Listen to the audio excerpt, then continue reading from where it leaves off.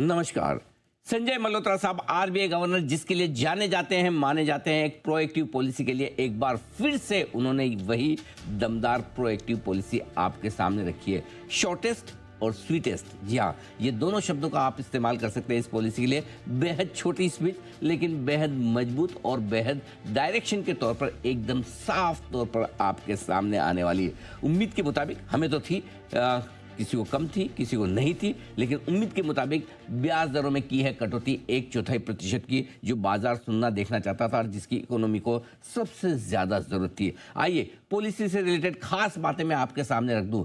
पहली बात, आरबीआई ने ब्याज दर में 25 बेसिस पॉइंट 1/4% की है कटौती, अब 5.25% कर दी है रेपो रेट। इसके अलावा आरबीआई की तरफ से जो बड़े एक्शन हुए, मैं आपके सामने रेट कट की जो हमारी बड़ी खबर थी, जी बिजनेस की खबर थी, और मैंने जो अभी इंटरव्यू गवर्नर साहब का किया था उसमें उन्होंने संकेत दिए भी थे और उन्होंने कहा भी, और इसलिए हम बार बार लगातार यही कह रहे थे कि संकेत साफ आए हैं कि वहां से आपको कटौती मिलेगी, और बिल्कुल उन्होंने जो कहा वही करके दिखाया।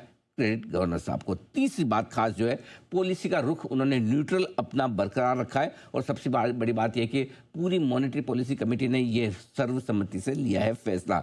चौथी बात है, महंगाई में तेज गिरावट है और अनुमान से महंगाई आगे भी कम रहेगी, ये पूरा भरोसा आरबीआई गवर्नर साहब को है। नकदी डालने के लिए उन्होंने बड़े प्रयास किए और इसी महीने 1 लाख करोड़ के सरकारी बॉन्ड आरबीआई खरीदने जा रहा है। और मैं आपको बता दूं, जी बिजनेस ने जो पोल करवाया था, इस पोल में सिर्फ हम अकेले ऐसे चैनल थे जिन्होंने इस बात को लेकर भी एक पोल करवाया कि क्या वाकई में ओएमओ का कैलेंडर का ऐलान करेगा, और 73% मार्केट पार्टिसिपेंट्स ने कहा था हाँ करेगा, और वही होता हुआ दिखा। तो ये एक बड़ी बात आपके सामने आती हुई दिखी है, नकदी डालने के लिए 1 लाख करोड़ का सरकारी बॉन्ड खरीदने का प्लान। सातवीं बात, वित्त वर्ष 2026 के लिए 0.5% ग्रोथ बढ़ाई है, ग्रोथ का अनुमान बढ़ाया है आरबीआई ने 6.8% से बढ़कर 7.3%, 7.3% ये है अब आपके लिए। और वहीं महंगाई का अनुमान उम्मीद के मुताबिक घटाया है। वित्त वर्ष 2026 के लिए पहले महंगाई का अनुमान 2.6% था, 2.6%,